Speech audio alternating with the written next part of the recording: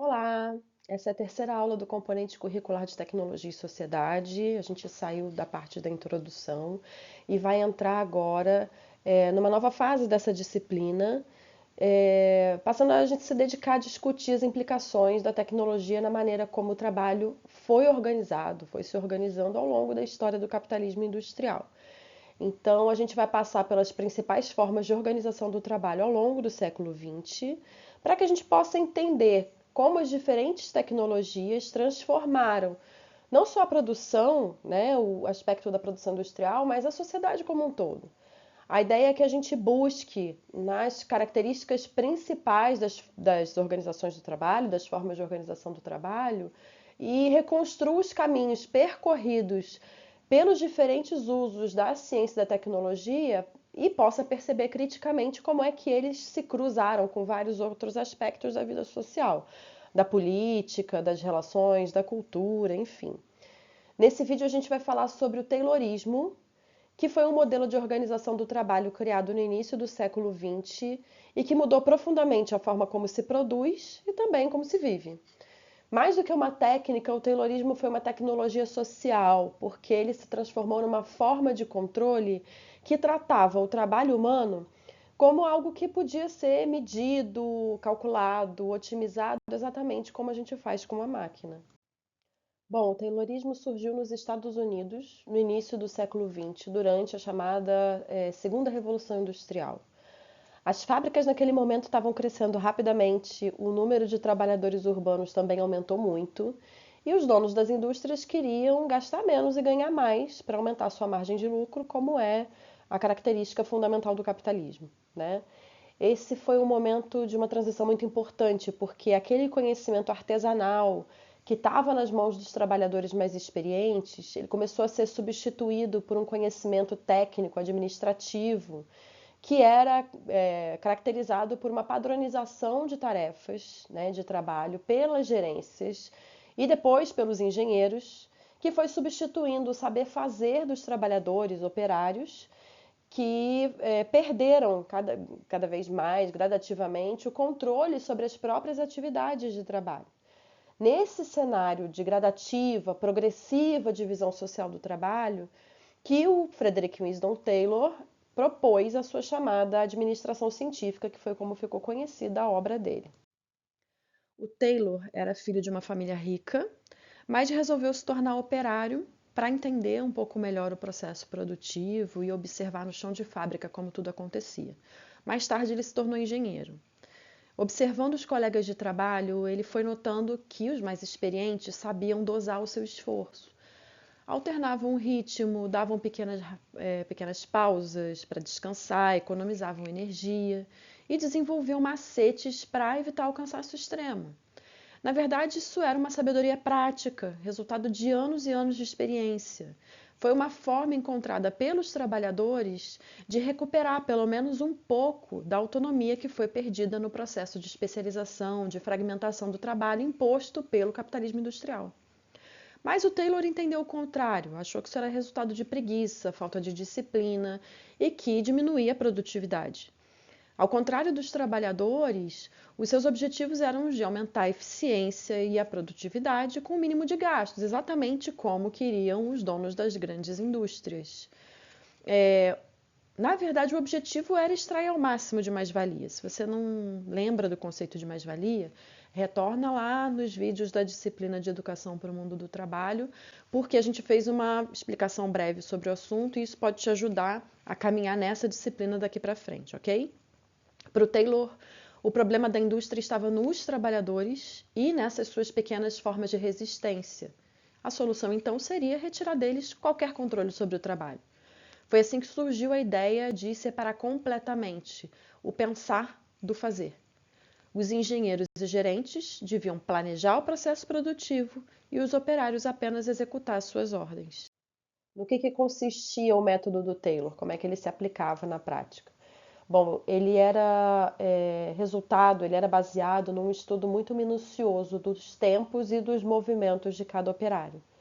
Ele colocava um cronômetro na mão e ia observando cada operário realizar as tarefas. Por exemplo, carregar ferro, aparafusar peça, empilhar caixa. E aí depois ele dividia cada uma dessas tarefas, cada ação, em pequenos gestos, os menores possíveis, e cronometrava o tempo de cada um. Depois ele escolhia aquele trabalhador que fazia cada um desses gestos mais rápido e definia aquele tempo atingido por esse trabalhador como padrão científico ou ritmo ótimo. Todos os outros trabalhadores deviam trabalhar no mesmo ritmo, sem nenhuma variação, nenhuma diferença. Para que isso fosse possível, era feito um treinamento super rigoroso, baseado na distribuição de fichas que serviam como uma espécie de manual técnico de padrão de execução das tarefas. Essa execução de cada tarefa devia seguir exatamente o que estava proposto. Cada operário tinha que fazer daquele jeito. E isso era controlado por gerentes através de uma vigilância muito rigorosa. Nesse slide aqui você vai ver uma ilustração de mais ou menos como é que funcionava uma fábrica taylorista. Cada operário fazia apenas uma etapa específica do processo que era repetida ao longo do dia. O tempo de cada gesto era controlado rigorosamente por supervisores com cronômetros. O trabalho era muito fragmentado e o espaço era organizado para promover um extremo controle visual e garantir disciplina. Essa racionalização transformou o chão de fábrica num ambiente de ritmo contínuo, de repetição constante e de uma vigilância extrema. Bom, a partir daqui a gente começa uma discussão que vai ser importante para todo o componente curricular e não só para falar sobre o taylorismo, tá? Que é, afinal de contas, sobre o que é o conhecimento científico. Quando a gente está falando de método científico, a gente não está falando somente de medir qualquer coisa e transformar isso numa regra geral, tal como Taylor fez lá, com o ritmo ótimo do trabalhador mais rápido. A ciência, ela observa a realidade concreta e assume que ela é diversa, que ela é cheia de variáveis, que ela pressupõe mudanças. Por isso, ela precisa comparar diferentes situações, repetir os testes e reconhecer os fatores que podem influenciar no resultado. Outra coisa importante, conhecimento científico busca ser objetivo, mas isso não significa que ele seja neutro, como a gente vai discutir daqui a pouco. A gente precisa, sim, de métodos rigorosos, de uma coleta de dados que seja adequada aos objetivos da pesquisa, de uma análise minuciosa, né, de cada dado. E cada passo desse processo, desde lá a idealização, concepção da pesquisa, os seus objetivos e até os resultados que ela produziu, precisa ser testável e verificável por pares, ou seja, ela precisa permitir que outros cientistas especializados refaçam esse processo e questionem eventuais lacunas, eventuais erros, e possam sugerir, né, novas formas de fazer essa pesquisa. Em pesquisas quantitativas, que são aquelas que querem medir quantidades de coisas, como essa que o Taylor fez, porque ele estava medindo quantidade de tempo para a execução das tarefas, precisam ser respeitados alguns critérios estatísticos de amostragem. E isso exige que sejam selecionadas amostras variadas, em condições diferentes, para permitir uma comparação dos resultados. Então, ele precisava, na verdade, fazer uma pesquisa muito mais ampla, levando em consideração muitos outros critérios, além daqueles que ele de fato fez, tá? A partir da análise de todas essas evidências, passar por todas essas etapas, né, de verificação, de testagem, é que se podem começar a produzir algumas generalizações, algumas leis gerais, que é mais ou menos o que a gente chama de teoria científica, né? O resultado de todo esse processo. Isso não pode ser feito a partir de um único caso. Além disso, as conclusões científicas, elas precisam reconhecer as suas limitações, admitir as incertezas, que é mais ou menos o que a gente faz quando fala de margem de erro de intenção de voto, né? E a considerar outros fatores, né, alheios àqueles que estavam previstos na pesquisa. Todo conhecimento científico precisa admitir a necessidade de uma constante atualização. Então, o que a gente produz não são conhecimentos e verdades dogmáticas. A gente está sempre produzindo respostas temporárias que podem e devem ser atualizadas.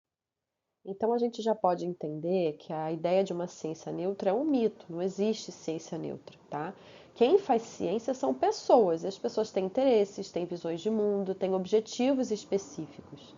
As escolhas que a gente faz ao pesquisar, o que medir, quem medir, para quê, já determinam, já mostram que não existe neutralidade total. Quando a gente fala de ciência, a gente não está falando da busca por uma verdade absoluta que vai servir para sempre. Na verdade, existe a ciência porque o mundo muda e o conhecimento muda junto. Então, ela precisa observar a realidade em toda essa sua complexidade, as diferentes situações, as diferentes pessoas, as diferentes condições e questionar dos porquês, né, de fazer essa pesquisa e por que que a gente está elaborando essa investigação. Então, quando a gente analisa os modelos de organização do trabalho que se consideram científicos, a gente precisa olhar com muito cuidado. Quais são os interesses que estão por trás desses modelos? Quem é que ganha com essa definição, né, de modelo científico? Quem é que perde com a efetivação desses modelos? Esse olhar crítico ele é fundamental para a gente entender como a ciência pode ser usada não só para explicar o mundo, mas também para moldar o mundo, né, para transformar o mundo. E nem sempre essas transformações estão a favor daquelas pessoas que trabalham ou da sociedade como um todo. Agora a gente já consegue entender melhor quais foram as críticas sofridas pelo Taylorismo e a afirmação do Taylor de que aquele era um método científico. Em vez de criar um método científico para entender o trabalho, e de investigar objetivamente como aquele fenômeno concreto, né, o trabalho nas fábricas, de fato existia no mundo concreto, ou seja, com oscilações, variações e todas aquelas complexidades típicas do comportamento humano, o Taylor escolheu arbitrariamente uma das inúmeras formas de cumprir cada tarefa e a elegeu como a única forma correta e ideal que deveria ser repetida por todos os trabalhadores. A pretensa exatidão dos resultados não era nada mais do que um recorte muito específico do objeto de estudo, né, como cada pessoa trabalha, que foi escolhido como o ritmo ótimo, o melhor ritmo, de acordo com os objetivos que eram mais convenientes para os donos das fábricas. Essa pretensa descoberta não era nada mais do que a busca por um padrão de trabalho que atendesse aos interesses dos donos das indústrias e não um verdadeiro entendimento de todas as dimensões do trabalho humano. Então, esse ritmo ótimo que ele impunha nas fichas não era uma descoberta neutra, era uma decisão política arbitrária, mascarada como técnica. E essa decisão pode ser chamada de política porque o objetivo dela, o real objetivo dela, era controlar o tempo, o corpo e o comportamento do trabalhador, estabelecer uma nova forma de dominação sobre esse trabalho. Quais foram os resultados da aplicação em larga escala do Taylorismo? Eles vieram com, de fato, um grande aumento na produção, mas também geraram um grande sofrimento nos trabalhadores. Gerou-se uma alta rotatividade nos postos de trabalho e isso acabou exigindo que as indústrias também reinvestissem constantemente no treinamento de novos operários para substituir aqueles que não tinham mais condições de trabalhar, né, que saíam lesionados, incapacitados para o trabalho por conta dessa repetição constante. O trabalhador ele foi perdendo cada vez mais a autonomia sobre o próprio tempo e o corpo foi sendo tratado como uma máquina, que é definitivamente uma coisa que o corpo humano não nasceu para ser. Como resultado disso, como consequência, as greves, os protestos e outras formas de resistência foram aumentando cada vez mais para contestar esse ritmo desumano das fábricas. Ou seja, o Taylorismo ele mostrou que a eficiência pode servir ao lucro, pode aumentar as riquezas, mas isso não significa necessariamente aumentar a dignidade humana. Resumindo, o Taylorismo se propunha como uma ciência que teria como objetivo aumentar a harmonia entre patrões e empregados, mas na verdade ele se consolidou como uma nova forma de dominação, baseada no controle técnico e impessoal sobre os trabalhadores e a forma como exerciam o seu ofício. A fábrica taylorista se tornou um símbolo da modernidade produtiva, mas também da desumanização do trabalho. Como uma tecnologia da organização do trabalho, o taylorismo representou uma verdadeira revolução na produção industrial, aumentando a produção e a concentração de riqueza. O seu modelo, no entanto, foi apresentando aos poucos uma série de limitações, tanto do ponto de vista técnico, como do ponto de vista humano-social, que é o que nos interessa aqui nessa disciplina. Além de reorganizar o trabalho, o taylorismo teve impactos muito profundos na sociedade, porque ele aumentou e fortaleceu a lógica da hierarquia e do controle, aumentou a divisão social do trabalho e todos os seus efeitos, e transformou os trabalhadores em pessoas cada vez mais dependentes de regras externas, que não tinham nenhum espaço para negociar as maneiras de fazer o seu trabalho ou de preservar o seu conhecimento. As resistências acabaram surgindo naturalmente, com greves, boicotes e outras formas de contestação que queriam mostrar que o corpo humano e a inteligência prática não podem nem devem ser completamente controlados. Do ponto de vista político, a lógica taylorista exigiu uma intervenção do Estado que fosse completamente focada em garantir eficiência, garantir a produtividade e o controle social, aumentando muito a necessidade de mecanismos de repressão. Mais tarde, o taylorismo acabou abrindo caminho para outros modelos de exploração e de produção, cada vez mais sofisticados do ponto de vista tecnológico, mas, como a gente já sabe, não necessariamente do ponto de vista humano. Então, gente, na próxima aula fica combinado. A gente vai ver como o Henry Ford levou essa lógica do taylorismo ainda mais longe, a partir da criação da linha de montagem, que foi uma das principais características do Fordismo. Até lá eu quero que você reflita até que ponto esse discurso da eficiência máxima continua moldando o nosso modo de viver e de trabalhar. Quais são os custos disso para a nossa vida, para a nossa saúde e para o mundo como um todo. Nos vemos no próximo vídeo.